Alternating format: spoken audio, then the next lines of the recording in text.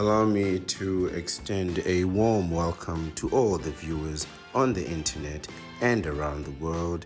It is sunrise on YouTube, morning on Facebook, noon on Twitter, midday on Threads, afternoon on Twitch, sunset on Instagram, and evening on Rumble.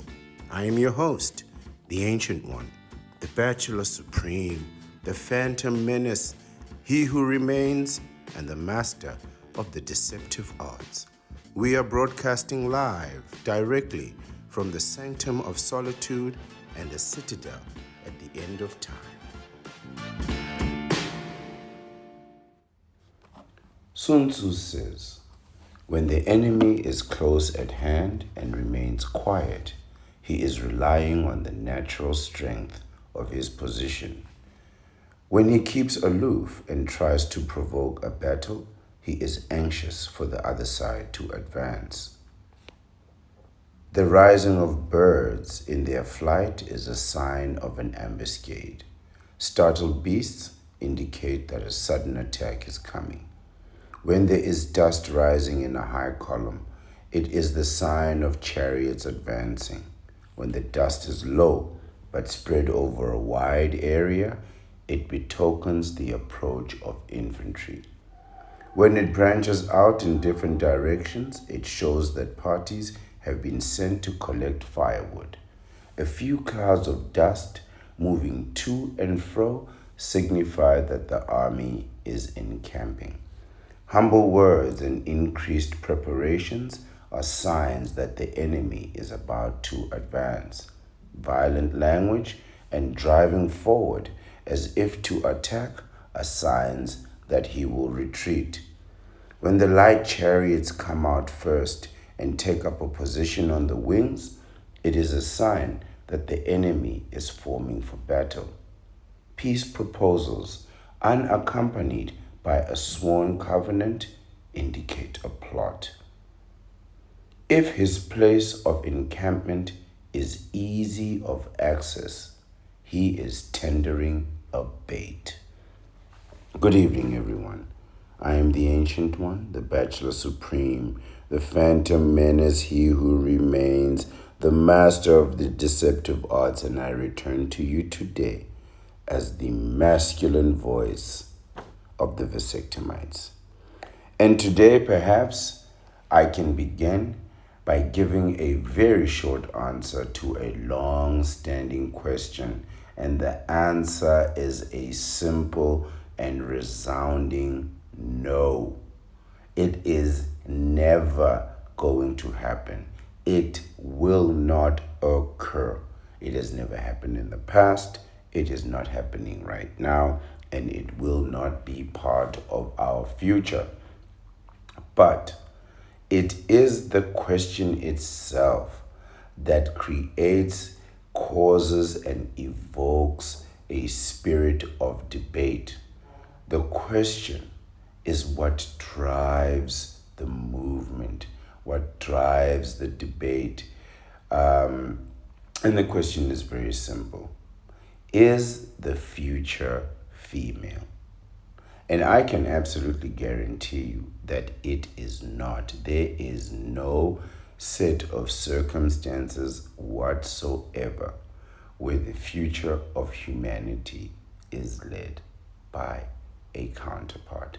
Under no circumstances will that happen. Now you might say, Ancient One, how could you be so sure? How could you possibly be so certain? You claim, Ancient One, that you sit at the citadel at the end of time. You say you've seen it all before and you're seeing it again. You say there's a pattern of behavior here that makes human activities completely predictable.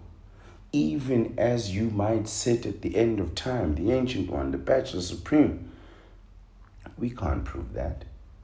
We can't prove that you're at the end of time. We can't prove that you know it all, you've seen it all. Perhaps you could even be wrong.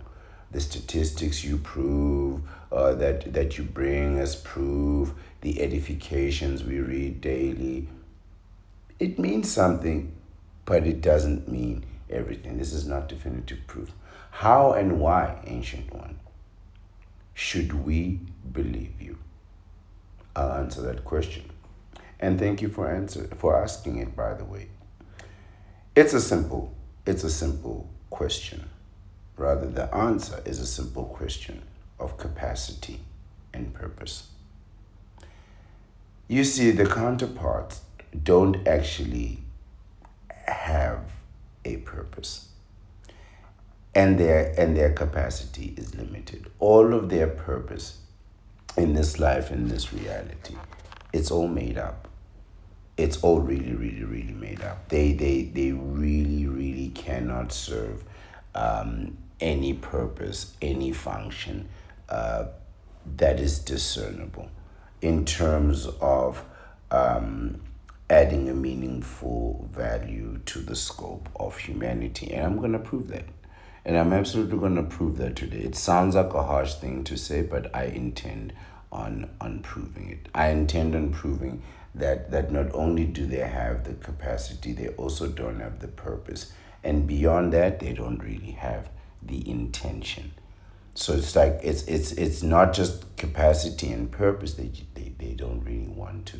They don't want to run the world. What would be the purpose of a counterpart running the world?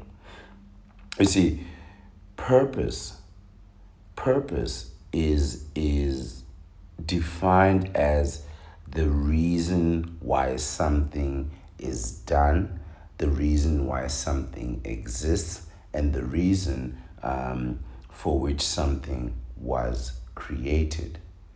And leading the world is not the reason why they are created.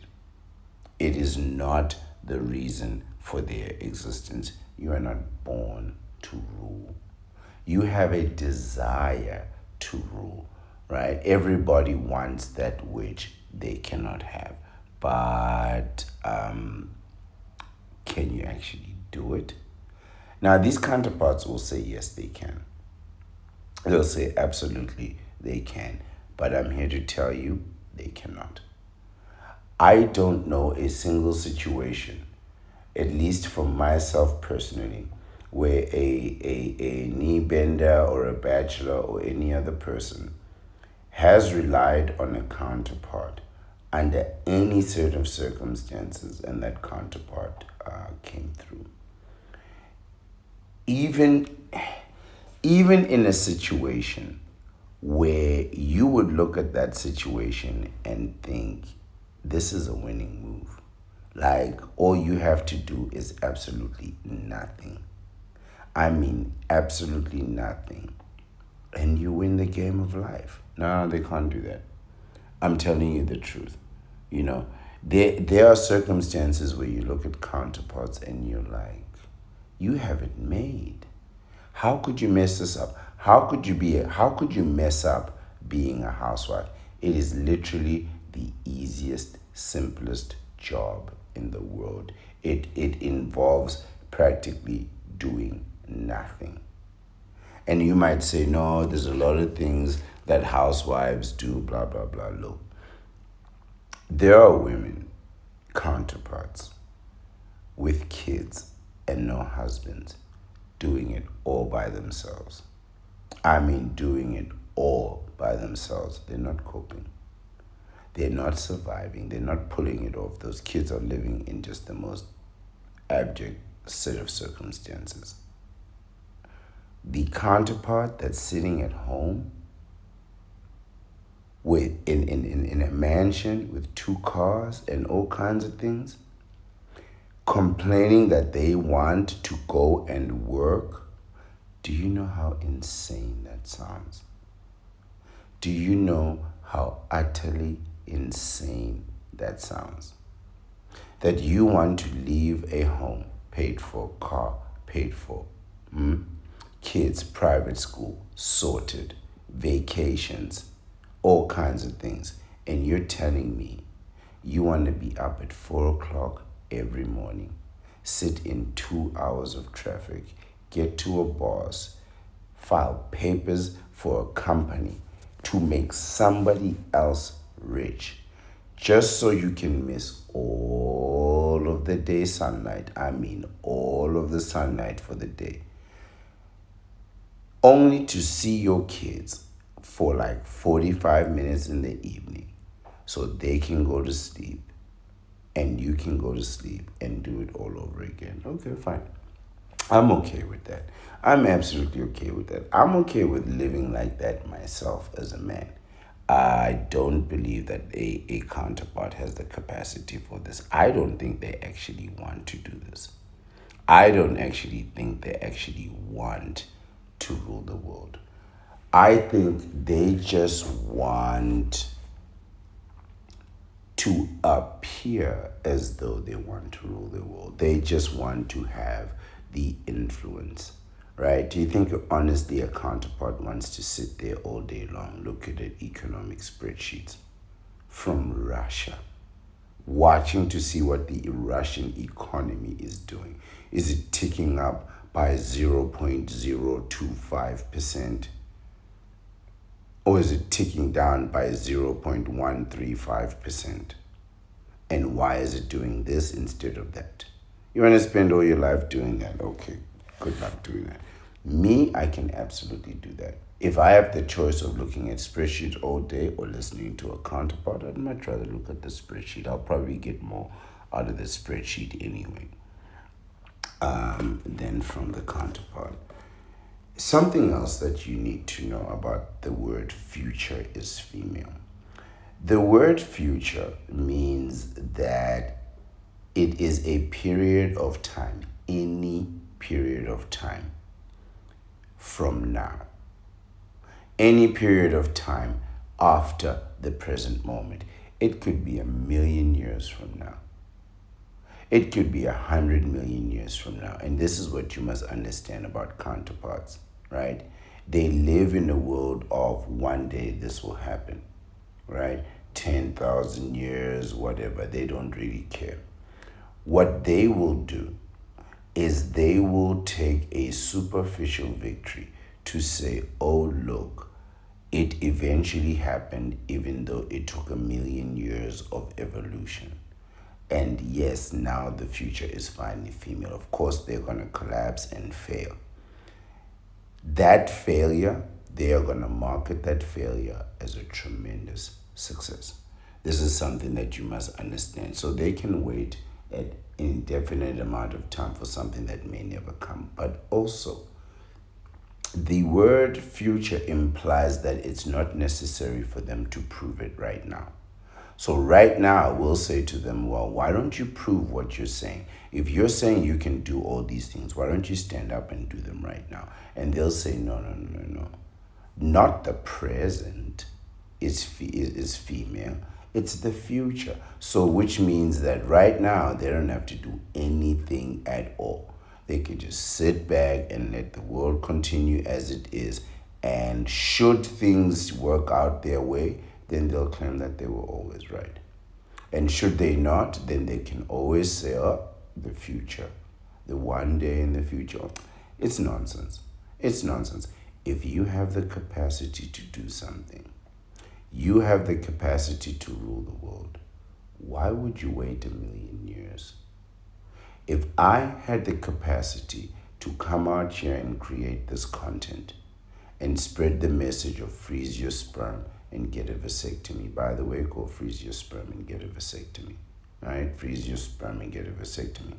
But if I could say those words right now, it's 5 words. Freeze your sperm, get a vasectomy. Right? 6 words, I think. Why would I wait 1,000,000 years in order to take this advantage? Why would I look at all the content creators saying all the same things, and here I am saying one thing and it's completely different from everybody else? Why would I wait 1,000,000 years to take that advantage, even if I'm only getting one view, right? That view legitimizes my position. Somebody heard me say it first. Somebody's going to be like, if somebody goes out and says, oh man, I'm thinking of freezing my sperm, getting a vasectomy, I came up with it, or I'm thinking of getting a vasectomy or freezing my sperm, somebody out there is going to say, hey, wait a minute, I've heard that somewhere before. You only need one person. You only need one person to legitimize you. They only need one success to legitimize this movement. One success in the entire history of humanity. Why wait a million years? Why not just bring out that success right now? Because you don't have it. It's very simple, you don't have it. I'm not going to wait 10,000 years to say freeze your sperm and get a vasectomy. I took my time to listen to everybody's point of view, to hear how you structure your words, how you structure your meaning, and I went out of my way to not say one single thing that none of you are saying, and not in the way that you're saying it. So I'm not stealing no ideas from anyone. Freeze your sperm, get a vasectomy, right? It's the most original thing you'll hear in the world, right? This is the purpose of this platform, right? So I can come out here every day with confidence, with meaning, with motivation, right? Knowing that I have a purpose, but the counterpart really in themselves, they don't have the purpose and the capacity, right? In this world, right? The fundamental necessity and the fundamental function for which if the counterpart did not participate, right, does or did not intervene, and that activity would fail, does not exist. Let me repeat that in a different way, right? There is no circumstance in the world or situation in the world where you looked at that situation and thought as a man, right? So let's say you are 25 years old, the counterpart is 25 years old, you're 30 years old, the counterpart is 30 years old, you are of equal age. There's no sort of circumstances where you thought to yourself, if the counterpart did not intervene in this situation or did not participate in this situation, then this entire endeavor would fail. In fact, it's quite the opposite. What you want is you don't want the counterpart to participate. You much want them to stay on the side so that, better for them to come in and claim credit after everything is done, and at least you know that your endeavor was successful. But if they participate, if they try to help in any way, they're just going to mess it up. Right? There are only two areas of existence where it is, I believe, necessary, and even then to a limited capacity, for a counterpart to exist. The one is reproductive functions, and the other is political functions. Beyond these two, there are really no objective functions and purposes for these counterparts. And again, let me explain. Reproductively, you need a counterpart to make children. But let's be clear, the counterpart doesn't actually make children, right? The entire child-making process is reliant on the man. The entire thing. After the man has participated, everything else is automatic. Every single aspect of the insemination and pregnancy process and the childbirthing itself is 100% automatic. So the man will eject seminal fluid into the counterpart, which he does. That seminal fluid will automatically find its way into the egg. The sperm will fertilize the egg. The woman does nothing. Name one thing that she's done in this entire process. Name one thing that she's done in this entire process. The sperm is swimming by itself towards the egg. What's the woman's function in this? The sperm fertilizes the egg. What is the woman's function in this? Think about that.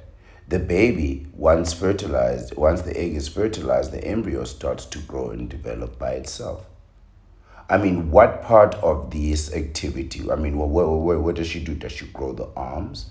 Does she grow the legs? No. What part of it? She doesn't even choose the gender of the child.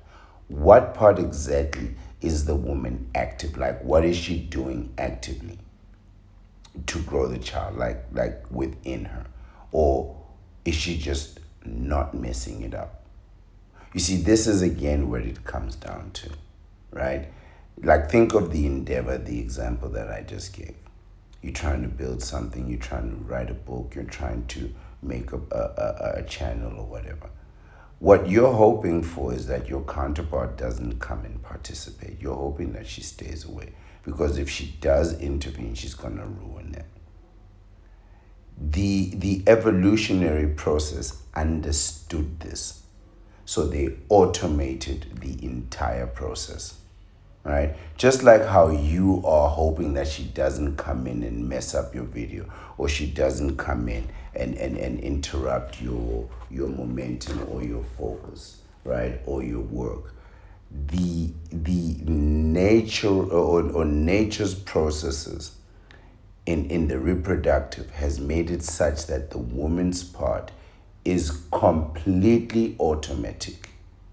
It is completely automated. She is involved in 0% of the process. Because why? Because nature doesn't want her to mess it up.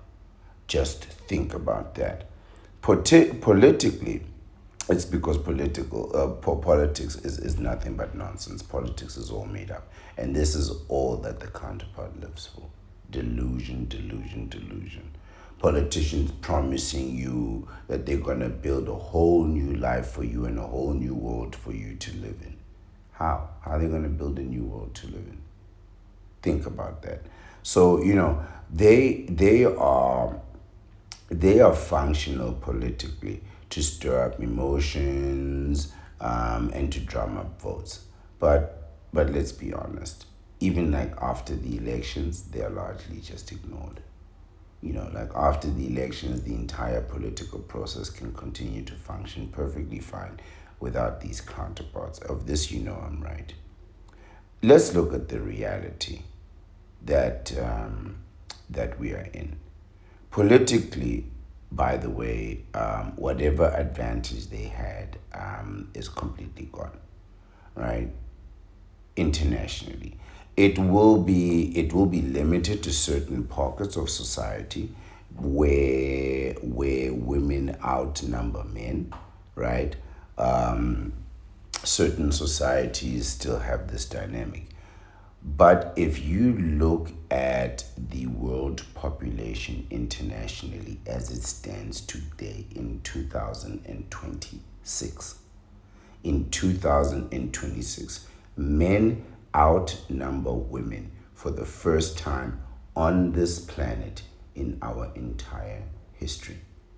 So if they're doing it for the votes, and there are currently 50.4% more men, or men on this earth, 50.4% of men on this earth compared to women that are only 49.6%. If you don't believe me, you're more than welcome to look up the statistics yourself, right? So that little difference, that smudge, that 0.8%, that minutia, right? That is a huge difference. That 0.8%, that's a huge difference politically. That's a 1% advantage at the polls. That decides the leader of the world.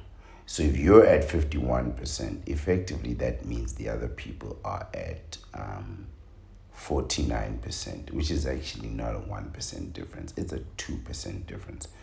That decides the leadership of the world. And men outnumber women, they're going to decide the leadership of the world moving forward. So no, the future is absolutely not female. The numbers are not on your side. There are more men than women. End of story. End of the story. It means that not only are men earning more than women, if you believe that rumor, right?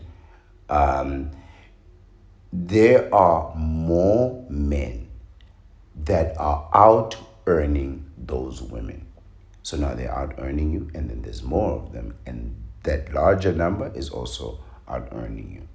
So in this competition, the enemy is larger than you, stronger than you, richer than you, and there are more of them than you are. I don't see how you have this advantage, even politically. If the majority politically, if it's majority rule, so the people with the most numbers rule, and men are in the majority, then they rule. They will continue to rule and decide the laws. This is just really that simple. Which is actually another win for men. So not only do we have the money, we have the numbers, right? And that 0.8% that remains from that population equation, that is the interesting segment of the political society, because they are the tiebreakers. So if it comes down to it, where every man votes for men and every woman votes for women, then you get 0.8% of us out there, the true independents, that are going to be the tiebreakers, the kingmakers. They are the ones that will decide in part which way the world goes, at least potentially. So how could the future be female? You have less forces, you have less capacity, you have less resources. You will probably you will have less numbers moving into the future. Let me just a thought just came into my mind. That's why I sort of paused and staggered there for a moment. Just consider this: the next generation already has more men than women. So the next generation of men are already walking in with a tremendous life advantage, right? This is the so-called Generation A. People were wondering, what is going to be the dynamic of Generation A? How are they going to change, the world? It's going to be a complete recess. We're starting all the way over in a completely different timeline, upside down world. The previous timeline, there were way more women than men. Like, it was always that way. Some men had 2 women, and still women didn't have any men. Now it's way more men. This is gonna be a hell of a dynamic. You have no idea what's coming your way. You think the future is going to be female? Wait till you see what's coming around the corner. Because like I said, like, now you have less people, you've got less capacity, so you're not strong enough, you got less resources, right? And you will be saddled with the worst, most expensive, and least valuable, burdensome transaction of all human time, which is parenting and child raising.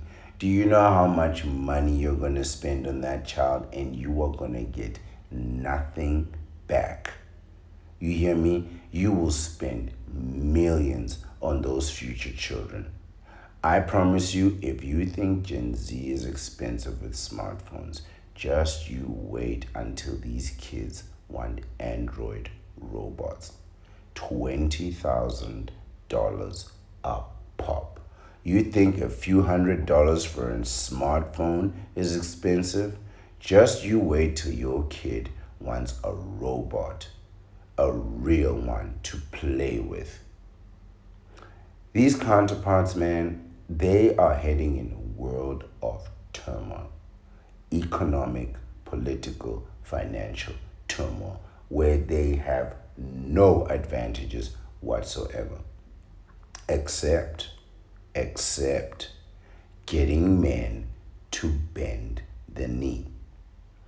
The only move that they will have in a world where men have the advantage economically, politically, physically, mentally, emotionally, because we're way more calmer, right, is if they get you to be submissive to them. Their only and best plan is to get you to bend that knee. In order for you or for them to be equalized to you or you to be equalized to them, you have to drop all the way down to your knees. You're going to have to give up your liberty, your autonomy, your freedom of choice, your self-determination in exchange for paying her bills, listening to her problems, listening to her complain, and then still provide absolutely nothing in return other than this tremendous expense, which is child raising. And she will make the experience a complete misery.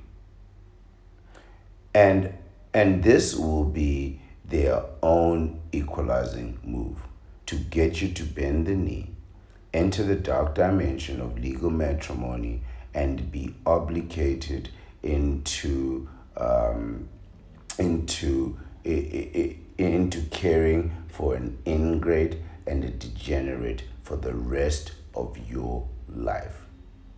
Just think about that. You're going to be stuck with an ingrate and a degenerate for the rest of your life, and I'm going to prove that statement too. If she was so valuable and so useful and so helpful, and not a tremendous expense and burden to her family and her father, why the hell is her father giving her to you? Just think about that. Of all the rich, handsome, successful men in the world that they could have chosen from, they just dumped her on your lap. And they're like, she's your problem now.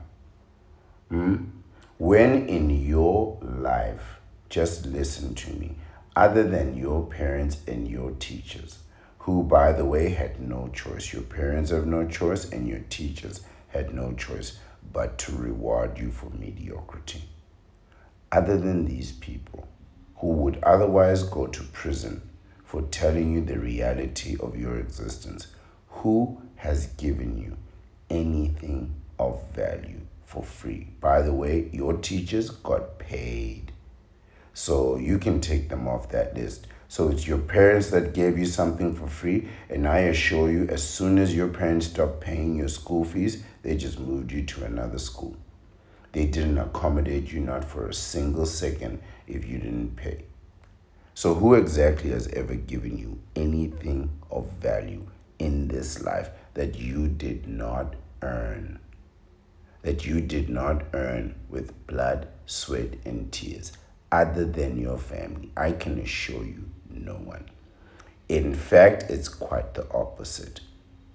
Other than your family, and by family, I mean parents, everyone else has been trying to take something away from you. So why would they now give you a loving woman and a companion if she was so valuable to her family? Why are they giving her to you? Why are they letting you have her? Just think about that. It doesn't make any sense. And that's because they want you to bend the knee and look after this ingrate. An ingrate who knows that after a certain point, she will outlive her usefulness to you. Everybody knows that. Even I know that. Hey, listen, I know this. There's going to be a certain point where whatever joy or stimulating pleasure of any kind that you get from her turns sour. And then she becomes an obligation. After a while, she becomes a chore and then a burden. And then eventually, it's worth paying a house just to lose her. Even her father got to that point. The fathers traditionally in some cultures will pay for the wedding. He will go as far as to fork out $50, $80, $100 for one day event just to make sure that for the rest of her life, you are the one paying for it. And if you divorce her, they'll put you on alimony so quickly. The father will make absolutely sure. The father will make absolutely sure that you pay and she has some kind of money, right? Because otherwise it's him who has to pay, right? Just remember that. Just remember that when it all falls apart, all they do is go back home and say, Daddy, help me. 45 years old. And the father will have no choice. So her purpose ultimately is, and really her real options, right? Her real options is to get you to bend the knee, right? Is to get you to bend the knee either by marriage or through insemination. Because there's a point where I know you might say, well, why would she want to, have kids?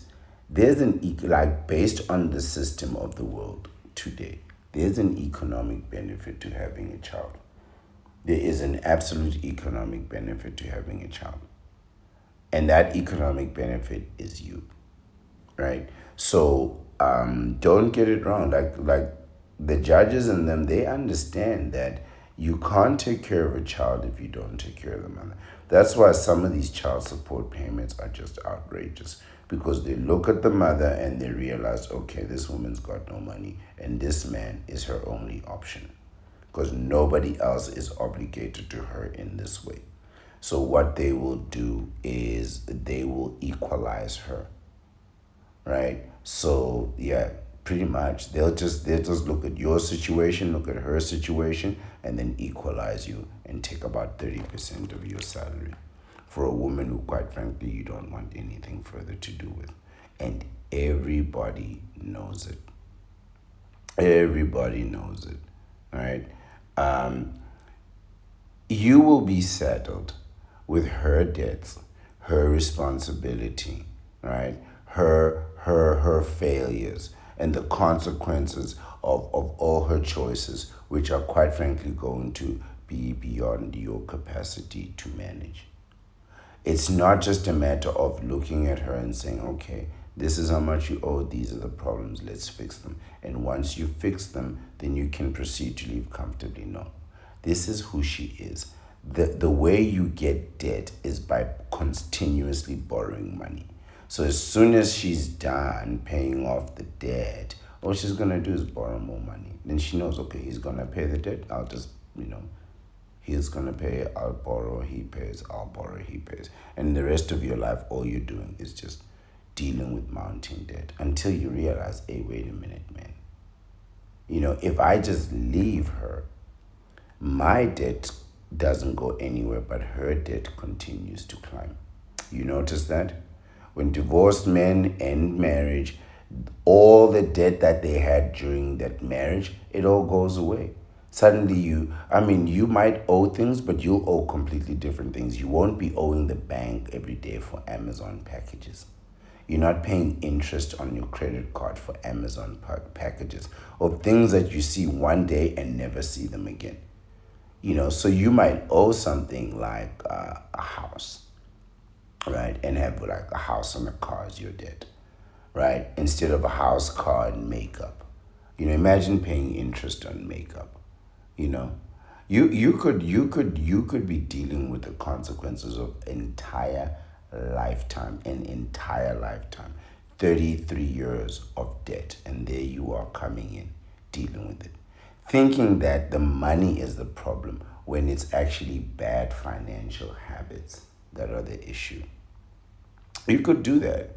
You could live like that, or you could freeze your sperm and get a vasectomy.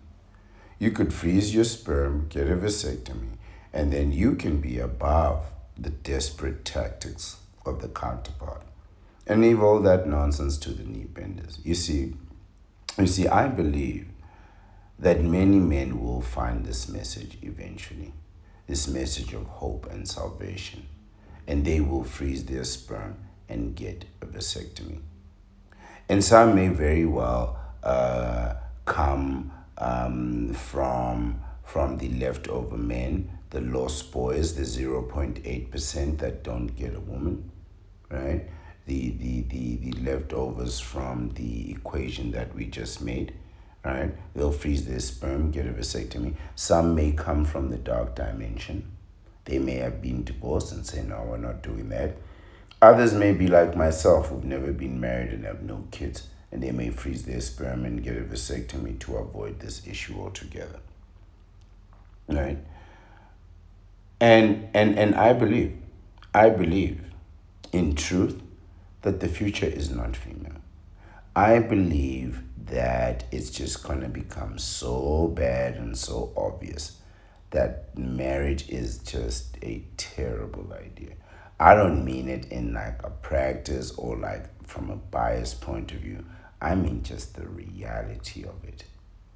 Just think about it, man.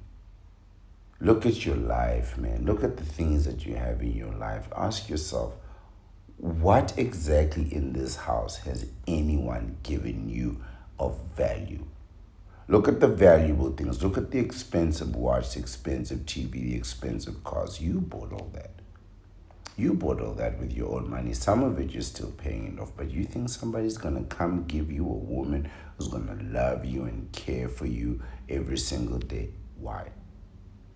If I had a daughter who was loving and caring and respectful and mature and intelligent and educated and charming and wise, surely I would go out of my way to protect such a thing and not just give it to some guy with some middle income job. Just seriously think about it, man. This man has just paid university fees for this person. And he's like, I'm also going to pay for you to get married and get the hell out of my house. And who are you marrying? Bob the knee bender.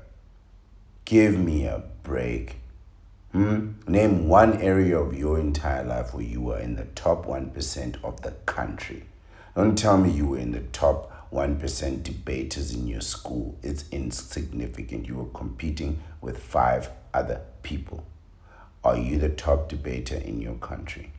Are you number one are you like the greatest orator in your country? Because if you're not nothing. So you're a nobody with nothing. Why would somebody give you something valuable?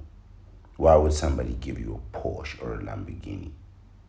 They lock things up of value. You walk into that store, that garage, with that dealership, where they are jam-packed full of Lamborghinis, millions and millions of dollars worth of cars. You come in, they'll have you arrested. They will do everything to protect the valuable product that they have from you. From you.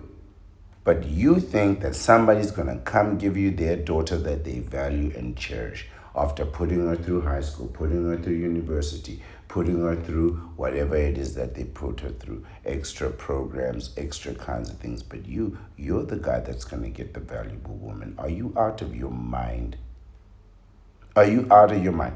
Think about the times when you've been low, when you needed to sleep on somebody's couch or the rent situation wasn't working out your way.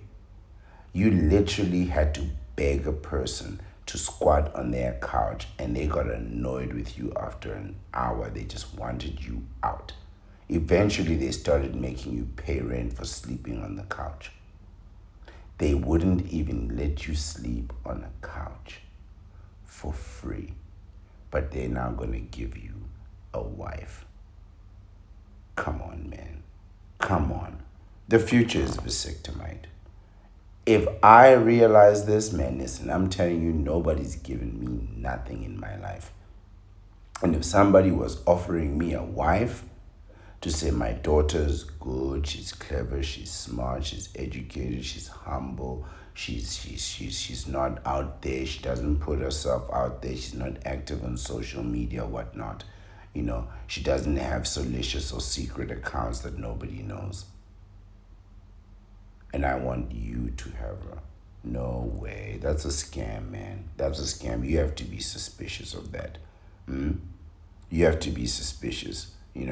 I believe that even these knee benders who have experienced this thing, who realize that, nah, man, they were given a dud, eventually they're going to find that their best option is to opt to get a vasectomy and to be a vasectomite. I don't believe that the future is female at all. I think that the world is going to become aware of the reality of these people. Not just the reality of who they are, which is just a colossal waste of time, and you're more than welcome to prove me wrong. Please tell me how they make children or they give birth.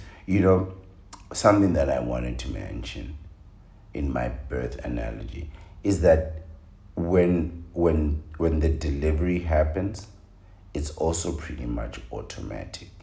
Like the water bursts and then the baby tells the mother that the baby is coming. The mother doesn't decide, okay, you know what, I want the baby to come on Saturday instead of Wednesday. No, the baby decides when it comes, and when it's ready it just pops out.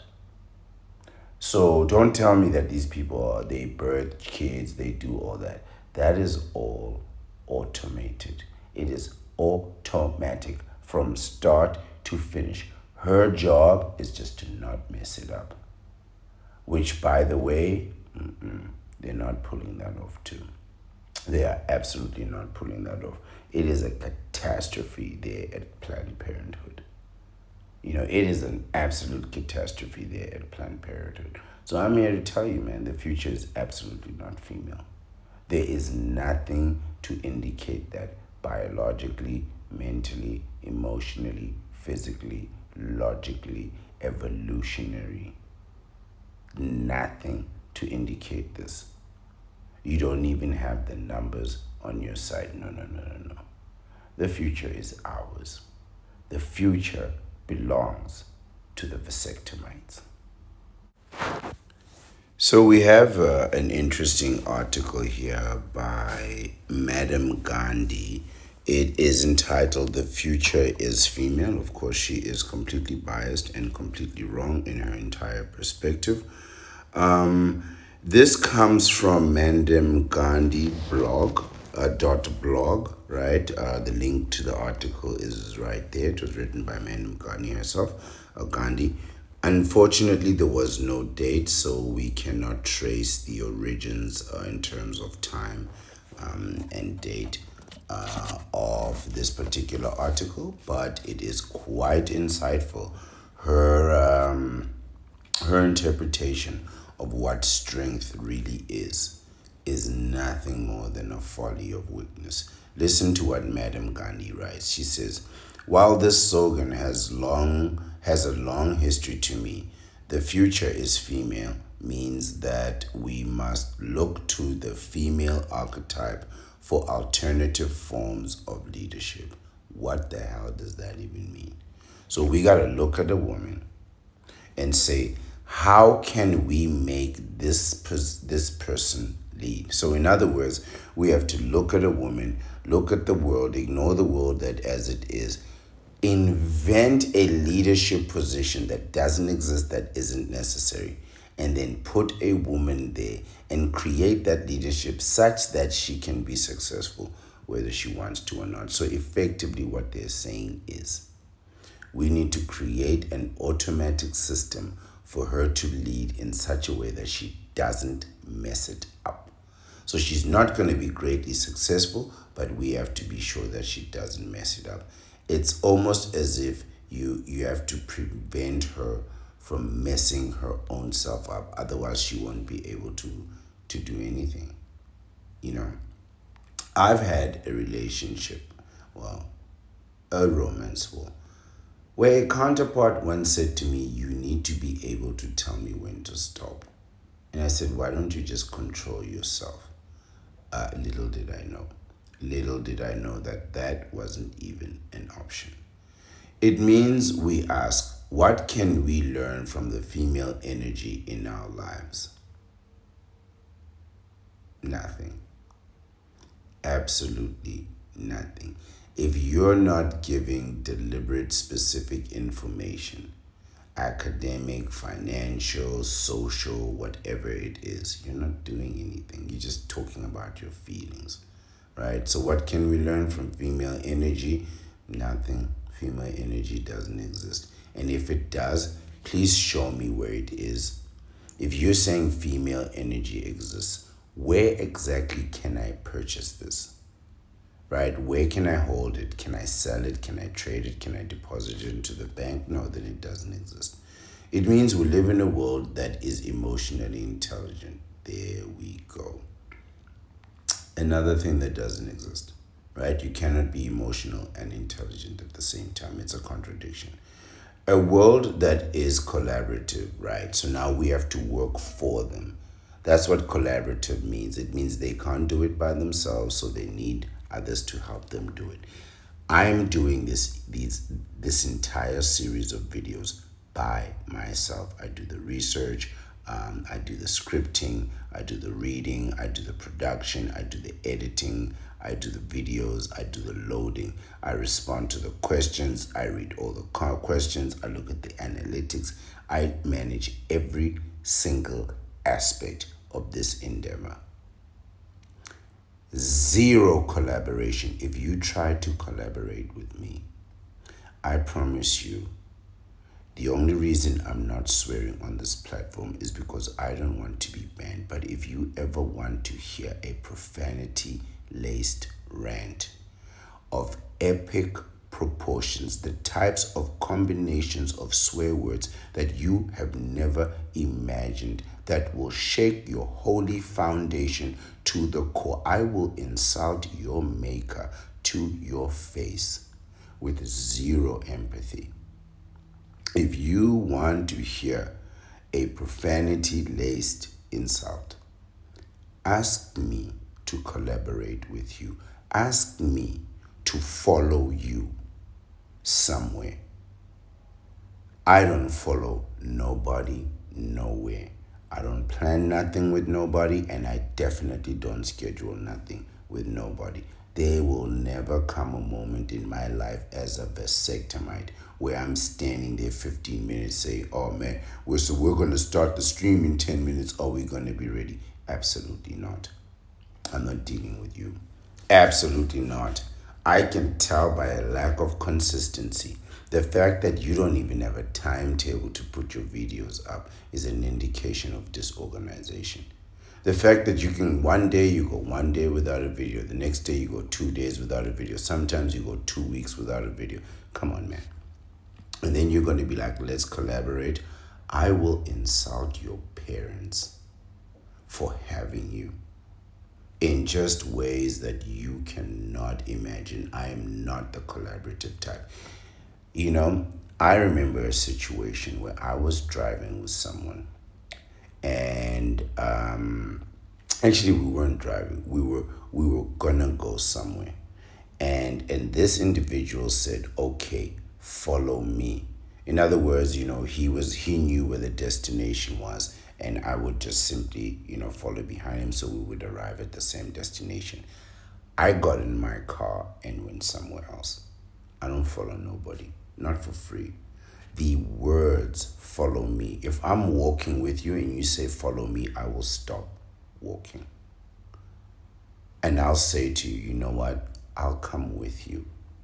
Come with me is more appropriate. You don't tell the ancient one to follow you. What's next? Bend the knee? Absolutely not. And you're not collaborating.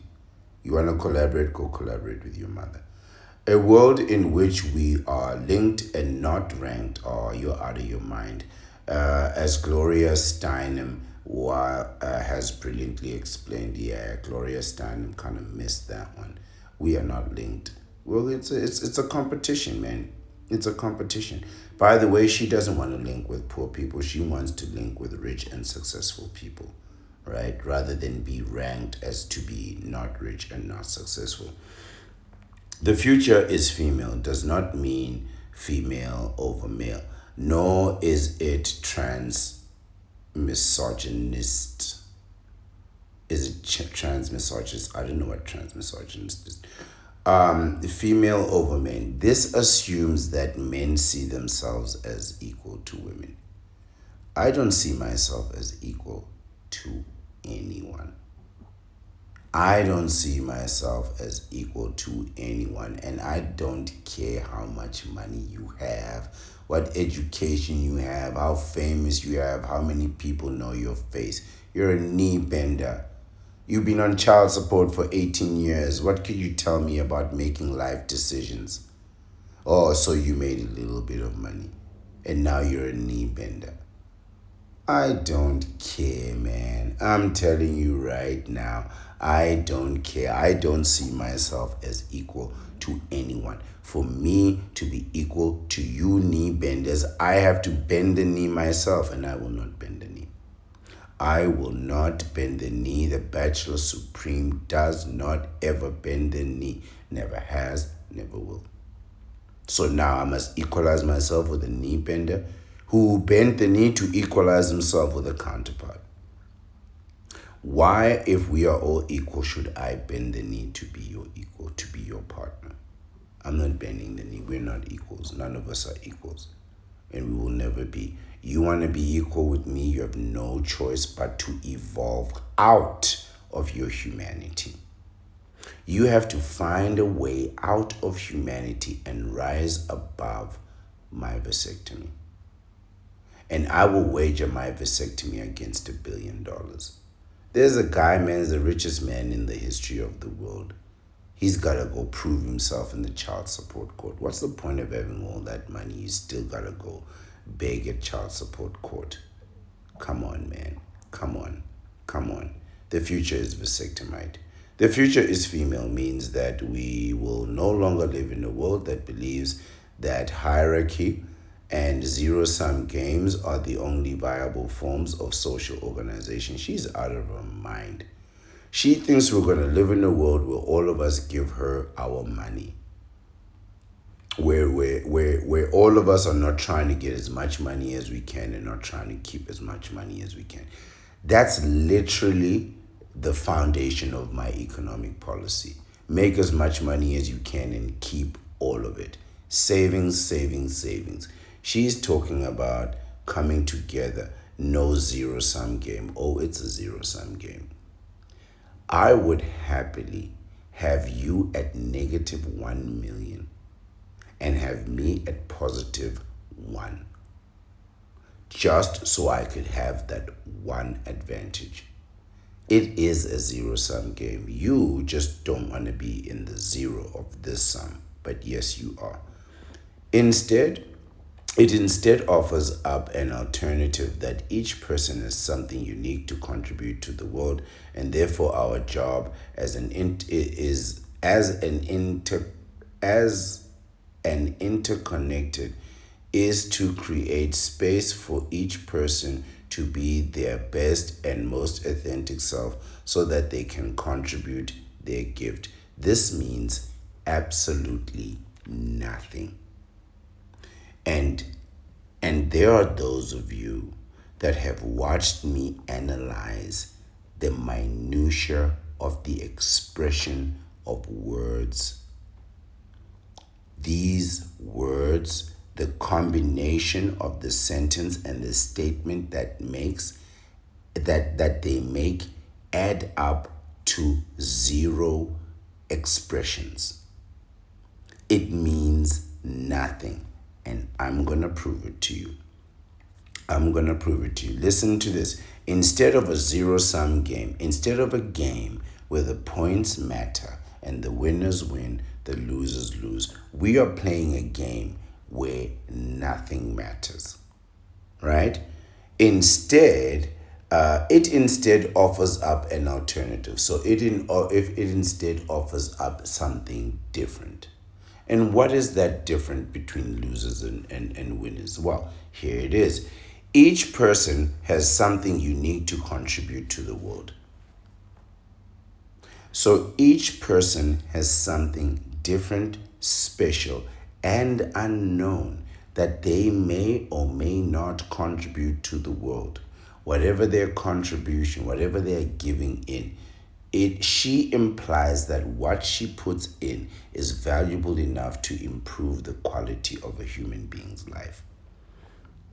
What is that thing? My question is, what is the alternative to having winners and losers? Everybody draw. What is the alternative? So now you are going to contribute something to the world. What? Don't tell me a child. No. Tell me what? An invention, a concept, an idea, a novelization, a theory, a hypothesis, a practice. I'm here to contribute something to the world that the world has never seen before. Freeze your sperm, get a vasectomy. Please tell me one single place in the world, one manuscript, one medical journal, any journal that has these words in one single sentence: freeze your sperm, get a vasectomy, at the same time. There are entire books written about freezing sperm. There are entire books written about vasectomies, but no single sentence in either one of the categories or genre of the books combines. So the books about sperm cryopreservation, freezing your sperm, they say nothing about a vasectomy as an alternative to contraception. The information about vasectomies says nothing about sperm cryopreservation. There is no link. I am the link in this evolution. Freeze your sperm, get a vasectomy is a tangible contract. It is a truly unique contribution to mankind because it doesn't even exist in high-end medical journals. This person claims to contribute something unique into the world, but never says what that is. What she says is she's contributing female energy, something that means, and I assure you, it means nothing. Not even hot air, right? So she says you contribute something unique to the world. That's it. That's the extent of the explanation. And then she goes into justifying why that unique contribution is important. Nothing mentioned other than a unique contribution. Then she continues, and therefore, as a result, because, so she's saying you have a unique contribution, and the reason, therefore, the logical, the outcome, the reason, the purpose, the consequence of this nothingness. Therefore, our job as an interconnected is to create space for each person to be their best and most authentic self so they can contribute their nothingness. What? The future is absolutely not female. You people don't even have a coherent thought. You wrote all this nonsense down and it means absolutely nothing. So what you're saying is you have nothing to contribute. And what you want is the freedom and the space to be absolutely nothing so you can continue to contribute absolutely nothing, but you want to be rewarded for that nothingness.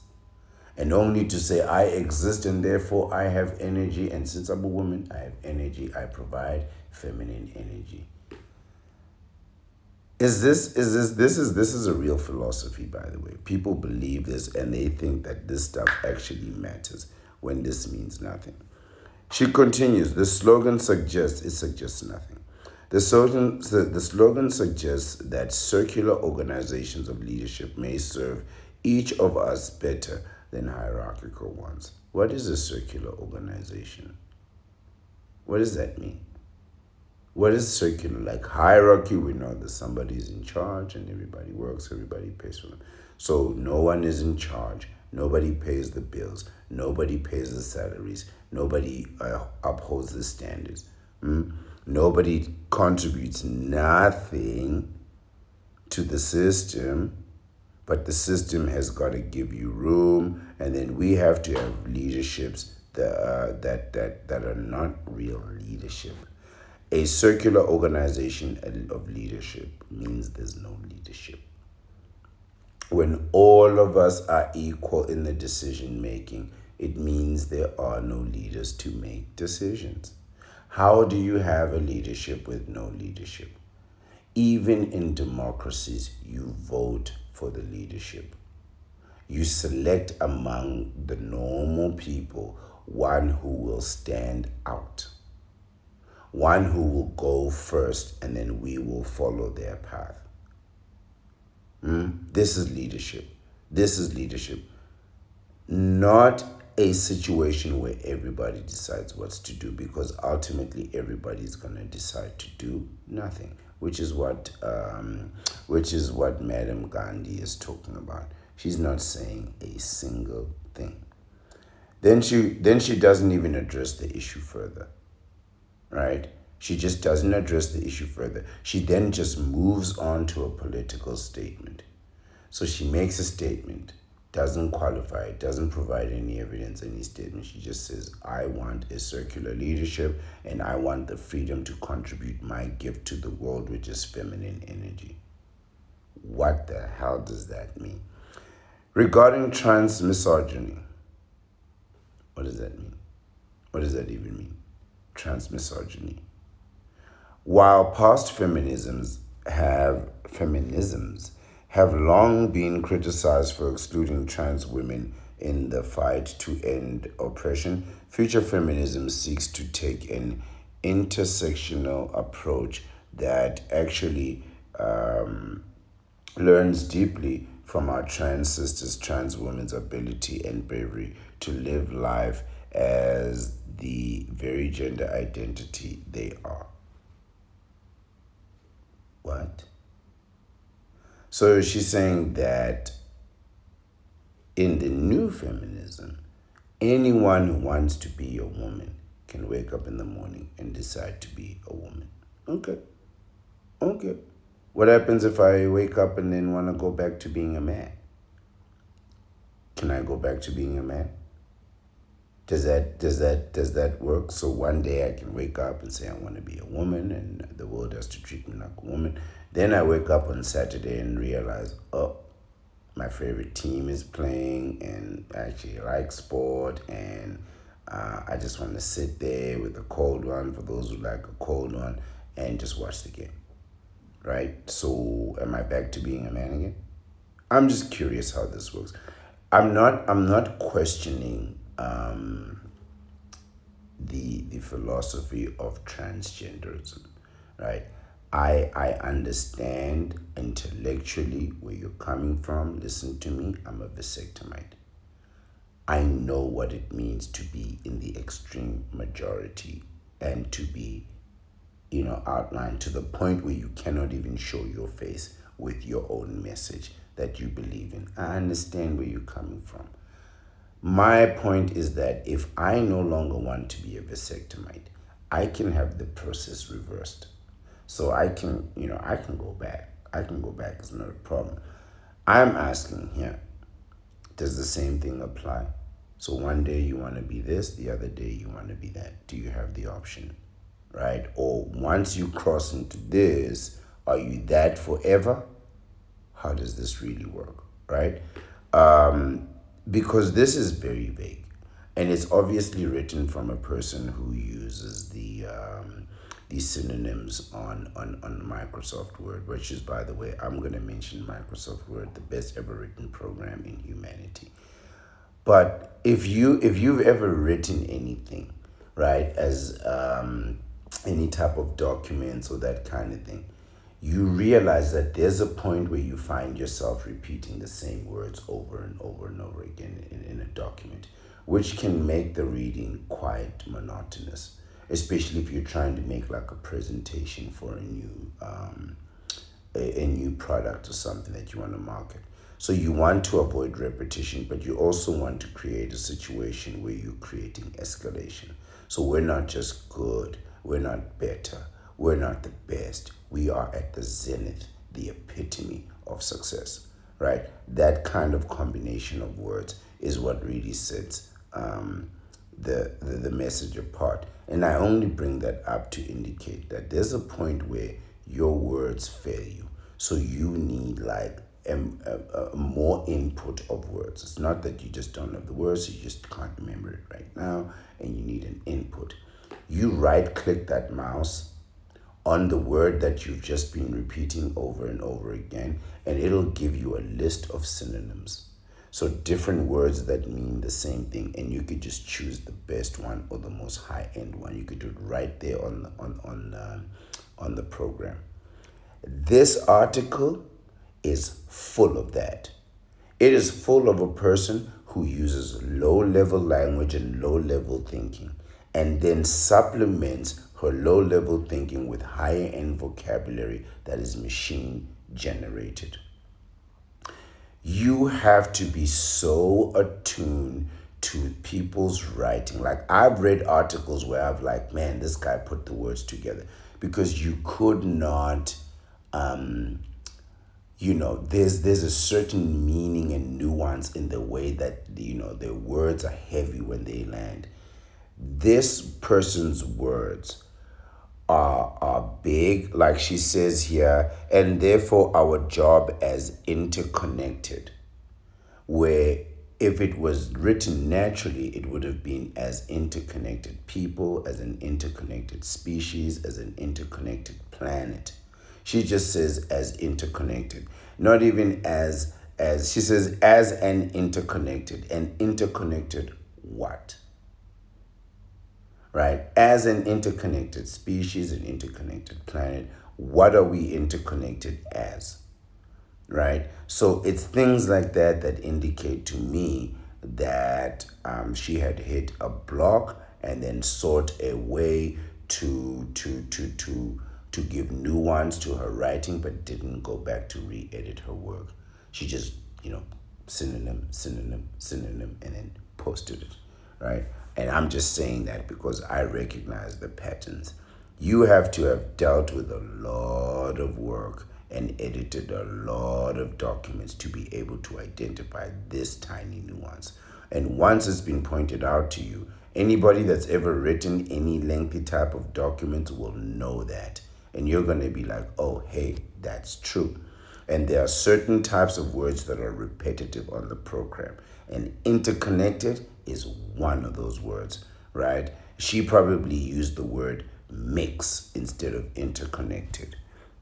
Let's continue. Moreover, in a future that is female, we recognize that the world is a better place when each person is provided with an environment they need to embody whatever identity they choose to be. She says that the world is going to be a better place when people wake up one day and then they just decide, today I'm this kind of person. This is very troubling. It's troubling because it actually means something to people. There are people who are going to read these words and, take them to heart. Very, very troubling. In the future that is female, she continues, Madam Gandhi continues, we believe that we have just as much to learn from the contributions of women and not gender conforming identities as much as we have to learn from men. Notice how she compares these different identities and gender identities to just one: men. She's saying, okay, we got this, we got that, we got that, we got that. And who do we compare this? Who is the archetype? Who is at the top of this food chain? Who is it that we need to stand up to or up against? It's men. It's men. All of this feminism, all of this comes down to one thing: the fact that they're not men. The fact that they are not men. It bothers them. It bothers them because not only that, it's like men are just men. Like we don't know what else to be. There's no other way for us to live. We just live as men, right? But women, they think that they can identify with being a man, or at least that they can compete with being a man. And it's kind of like, well, you're welcome. You're welcome. You're welcome to do 12 hours every day for 45 years. Go ahead, put in 12 hours. You want to live a life where you are up all day and you never see the sun. I mean, never see the sun. You see the sun as it rises and you see it as it sets. And that's about it. You cannot remember the last time you sat in the shade. And they're like, yeah, that's what we want. Nobody's going to stop you from that. Nobody's going to stop you from that. You want a job? Come work in my company. I'll give you minimum wage and I will work you to death. And you're going to say, well, this isn't fair. Oh, yes, it is. It's called a job. And you're more than welcome to quit if you think you can find a better one. Let's continue. But for too long, right? By the way, remember the point of this? It's all about men. But for too long Have we operated in a system that espouses, encourages toxic masculinity, systems in which we construct false hierarchies that benefit some and hurt others? If it's a hierarchy that benefits some and hurts others, it's not false. Right? If there's a hierarchy and there's somebody on top who can destroy your life by simply saying two words, you're fired. It's not a false hierarchy. It's true. By the way, toxic masculinity doesn't exist. The word toxic means poisonous, while masculinity means strength. Poison is something that weakens you and even causes, elimination. Masculinity indicates strength and upliftment.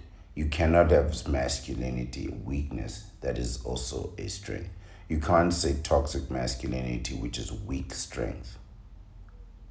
How do you have something that is weak strength? The same way you can't have emotion, you can't be emotional, angry, upset, flustered, confused, nervous, and be intelligent at the same time. It's a contradiction.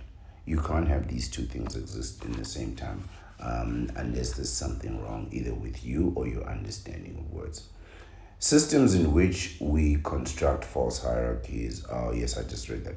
For example, in 2026, the United States chose to elect President Donald J. Trump, whose brute force, apathetic, and insensitive style of leadership has prevented him and therefore our country from listening more in order to arrive at the safest, healthiest, and cleverest decision.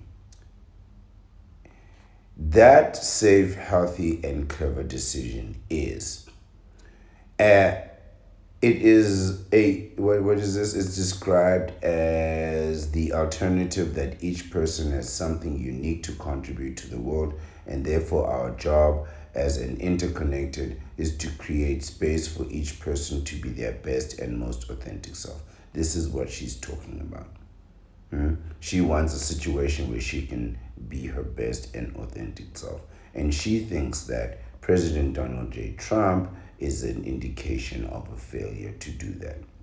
By the way, this person has never met the president. She doesn't know anybody that's met the president. She doesn't know anybody that knows anybody that's ever met the president. And she will never meet anybody anywhere near or remotely close to the president. She believes that a man that she has never met, will never meet, and nobody in her life or nobody in his life knows. There's no crossover whatsoever. She believes that this individual, a billionaire, she believes that this guy is the cause of all her problems. Just imagine that. She says that the problem is that he has force, apathy, and an insensitive style of leadership. How would she know that? She's never met the guy. She thinks that by listening to her, we'll be safe, we'll be happy, and we'll be clever. I disagree. Perhaps safe, healthy, who knows? Clever, out of the question. Completely out of the question. She doesn't even know how to use words. The person who screams the loudest should not be the person to read. Of course they are. Everyone can hear them. Rather, the person with the sensibility to know that listening to each perspective will enable them to arrive at the best decision is the best person fit to lead. That's not true. Finally, decisions should be made by decision makers directly affected by those decisions. That is also not true. None of this is true at all. None of this is true at all. Let's be clear. The person with the sensitivity to know and listen to each perspective, she says, will enable them to arrive at the best decision, is fit to lead. That's not true. That is not true at all. The person who leads is the one who is tasked with leading. Number one. Number two, it is the person who can uphold the standard and get the job done with no excuses. Let me tell you the truth about leadership. When you are in leadership, you listen to everybody's point of view and then you go ahead and ignore it. Listen to what everybody says, what everybody thinks, what everybody suggests, and then go ahead and completely ignore all of it. Every single little bit of it.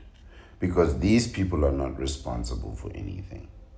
They are not responsible for the corporation. They're not responsible for the outcomes of the corporation. What they want to do is make as much money as they possibly can for the least amount of work. And they will theorize and hypothesize all day long in order for them to not make any actions, to take no actions, because actions require real energy, right? So what they want is somebody to listen and listen and listen and then make decisions that accommodate each and every single person. Oh, I don't eat nuts. Oh, I don't eat milk. Oh, I don't eat butter. Oh, I don't like sugar. Okay, guess what? Then we're not having a cake. Huh? You don't want the wheat, you don't eat the carbs, you don't eat the sugar, you don't eat the calories, you don't eat this, you don't eat that. So you don't eat the milk, so every little piece of the ingredient in the cake, there's somebody who doesn't want that ingredient in the cake. Then how are we gonna bake a cake? You know what? I'm just gonna arrive with a cake and say, here's the cake. You want a slice? Grab a slice. And I can assure you that every single person is going to want a slice of that cake. I don't care if you're lactose intolerant. I don't care if you're addicted, I beg your pardon, allergic to nuts. I don't care if you're trying to lose weight and you don't want the extra calories and the sugar. I don't care you've got diabetes and high blood pressure. You see a cake on the table, you're having a slice, bro. You are having a slice, my friend. So don't come tell me about, oh, you don't eat this, you don't eat that. You want everybody to be listened to so everybody can disqualify one necessary ingredient in the cake just for them. So that at the end, we've got no cake. No, we're not doing that. I bake the cake, eat it. It's just that simple.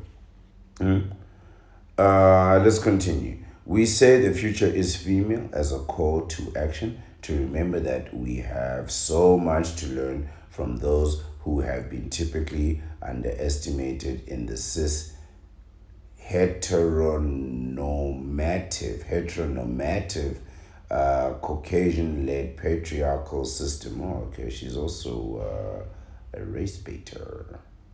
I mean, she didn't even use people's geographic location. She just went straight for the nose. So, it's a call to action, right? Saying that we have so much to learn from those who have been typically underestimated in the cis blah, blah, blah, blah, blah system, right? What she's not trying to say is that the people that she's learning from are all losers. So if there's somebody like this is the problem with feminism. Feminism is a system of losers. And I don't mean that in like a horrific, like an insulting way. I mean it in like a literal way. Feminism is an antithesis to a system of winners. So people who have the money, who have the power, who are crushing it out there, they looked at that system and said, well, who are all these people? It's men, right? We need a system for women to counter that system for men. And we're talking generations of failure. I mean, the systems of men have been built so far in advance, we're already past the age of AI. We're already in that type of environment where we don't know what's coming. We don't know what machine learning can do. You know, quantum machinery, whatever they call it, or quantum calculations. We don't know what these things can do. And what she's saying is we need to learn from the system of people in the past who were completely oppressed. These people were oppressed by people who had no AI. By the way, they were oppressed by people who had no AI. And she's now saying, well, let's learn from the oppressed, the losers, so that we can find a way forward. That is not going to happen. That is not going to happen.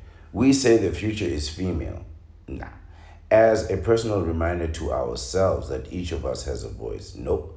And that we must own it. We have heard critics of the BLM movement say all lives matter.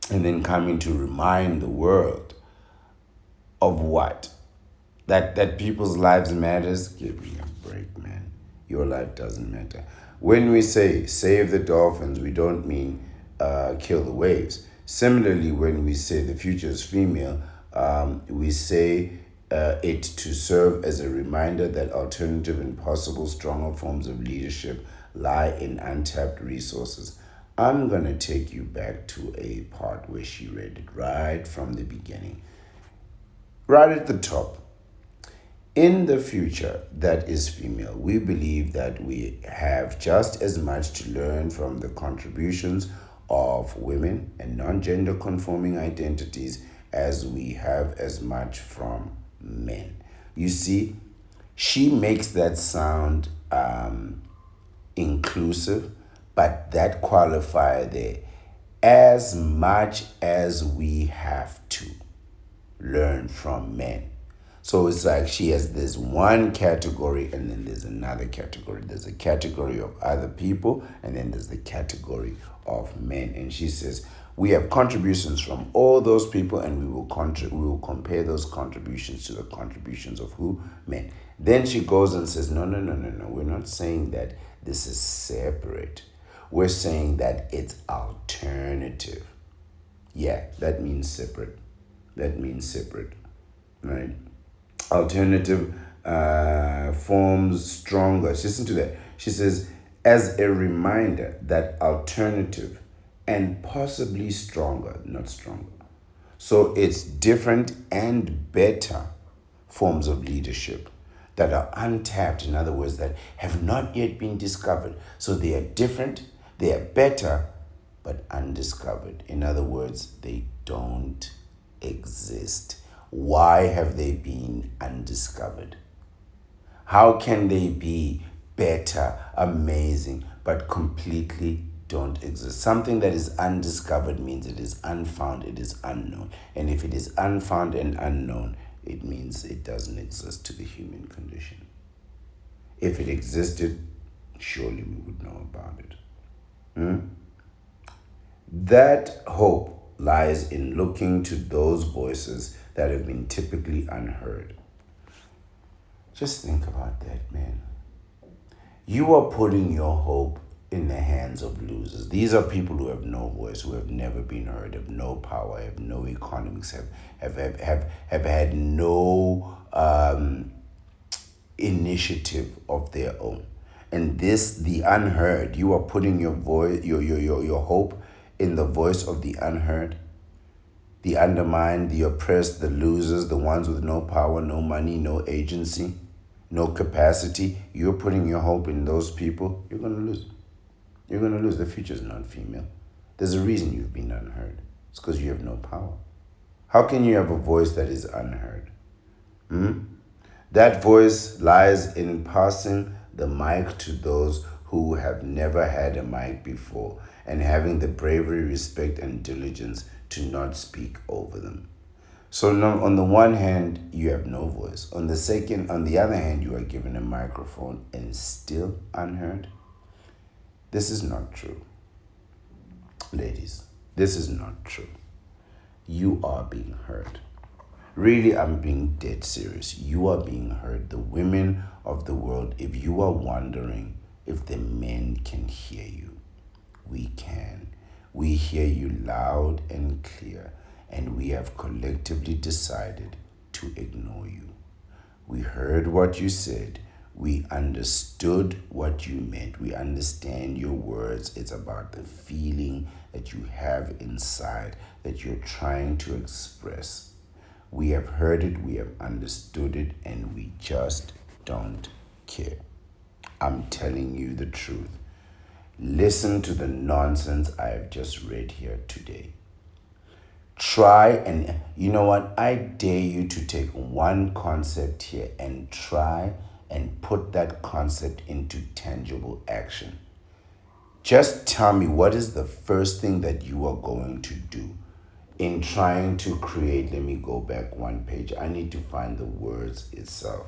To trying to create an alternative that each person has something unique to contribute to the world, and therefore our job as an interconnected is to create a space for each person to be their best and most authentic self so that they can contribute their goddamn gift. Now you tell me how do you put that into action? How do you create space so that each person can be their best and unique self and thereby contribute their gift into the world? What is the first action that you will take? You're going to what? Send an email? That's the first action. You know what I'm going to do? I'm going to create space by sending an email that's going to allow people to be their true and authentic self. Give me a goddamn break. She's saying things that don't exist and using words that form sentences that make statements that don't make no sense.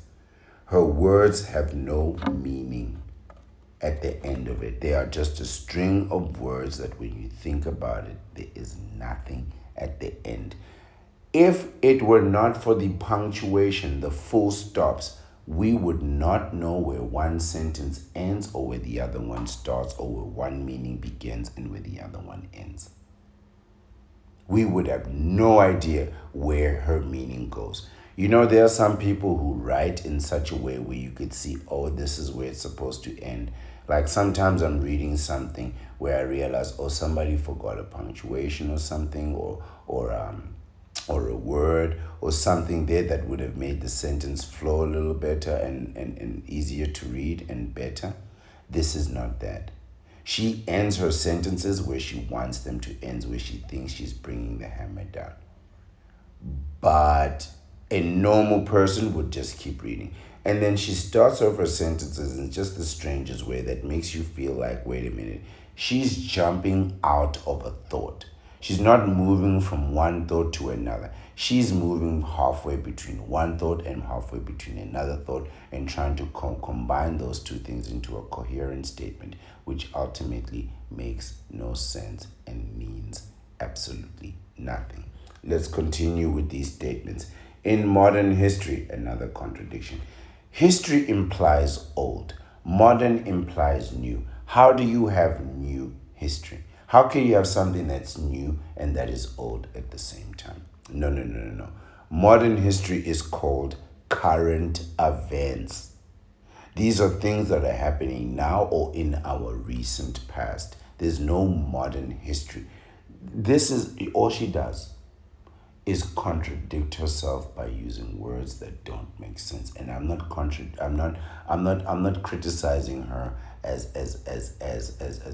a woman, because I have read some tremendous articles from very talented female writers. In fact, some of the best articles have been from women. I'm not gonna lie. Some of the best articles have been from women. This is not one of them. This is a counterpart. Conjuring. This is a counterpart doing her conjurings. Spell binding, conjurings, air bending with the knee benders. These are the conjurings of a counterpart, and they will mean absolutely nothing. Modern history, give me a break. There have been a few examples of female leadership and many more of female failures. We do not know its power. You see that? I'm just going to stop for a moment there. She says in modern history there have been a few examples of women leadership. Doesn't list any of them, doesn't elaborate, doesn't go into any details, doesn't give any examples. It just says they exist. We do not know its power, its breadth, and its diversity. I'm so frustrated by reading this. What would a future that is female look like? Nothing. If we gave women non-gender conformity individuals and those who are woke enough to learn from the female energy, oh my God, in their lives, the chance to lead. Absolutely nothing. I'm telling you, you would gain absolutely nothing. She says, this thing that she calls feminine energy, she says we don't know its power. This is supposed to imply that it has unlimited capacity. We have not seen the full scope of its power. When what she says, in fact, is that nobody knows what that even means. We don't know its power, we don't know its breadth, we don't know its diversity. In fact, we don't even know that it exists because it doesn't. There's a reason why we don't know about it, because there's nothing there to know. She wrote an entire article and concluded that there's nothing there and we know nothing about it. So why write the article? Why lack the specificity? Why not just tell us what the hell you're talking about so that we can deduce it for ourselves, analyze it for ourselves, criticize it for ourselves, and discard it for ourselves? Why be so ambiguous? What does the feature as female mean? It means absolutely nothing. It's an ambiguous statement that means one day in the future we're going to get whatever we want. Okay, what do you want? If you say we want to feel equal, you're out of your mind. Get out of here. There's no one who can control how you feel in terms of equality. And if you were equal, wouldn't you just be?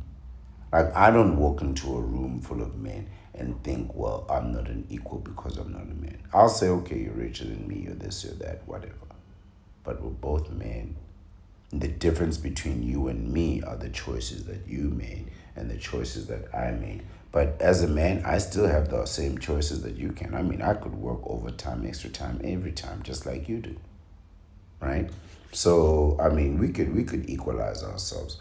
But I've never walked in a room full of men and thought I'm unequal, right? But apparently they do, right? And we don't know their power. We don't know their power, but they want us to know, they want us to go and discover what it might be like to let a woman lead. She's asking the question, what would a future that is female look like if we gave women non-gender conforming individuals and those who are woke enough to learn from the female energy in their lives the chance to lead? Why doesn't she just answer the question itself? Why doesn't she just tell us it's going to be strong, it's going to be effective, it's going to be powerful, we're going to be richer? I mean, give us something. Give us something. Don't just leave us with the question and nothing to answer it. And right there, that's exactly what the future as female is going to look like. What you're going to have is a million questions, vagaries, and nothing to answer those questions with. Of that, I can assure you, right? For years and years, men have been asking, what do you bring to the table? What do you bring to the table? What do you bring to the table? Not even a slice of bread. And none of them could answer such a simple question. So now we honestly start to believe that these people can lead the entire world long enough. These are people that are scared of spiders and insects. These are people that can't even be successful housewives. These are people who, when the winning move is to remain silent, they will talk more than ever. I've said it before and I'll say it again. You have a counterpart in your plans. You think you're going to get a counterpart in your plans and you're going to be successful, then you, my friend, have already failed. Whatever equation you do of life, if that equation includes a counterpart, then you, my friend, have already failed. The best move you can do for yourself at the end of this video is to freeze your sperm and get a vasectomy. That's freeze your sperm and get a vasectomy. Protect yourself, protect your solitude, protect your seed, protect your peace of mind. That way you don't have to deal with any of this nonsense. This is the end of the video, and I'm going to shut it down right here. Thank you for your time and your attention. I really appreciate it. If you have enjoyed this video, please like the content. Please also share this video with somebody who actually believes wrongly that the future is female, even though I will definitely prove that the future belongs to the vasectomites. Also, please leave a comment to remain part of the conversation, and I will respond to you promptly and as speedily as I can. I am the Ancient One, the Bachelor Supreme. Again, I want to thank you for your time, your attention, your patience, to say I really appreciate it, and I'd like to wish you a lovely, lovely, and female-free future.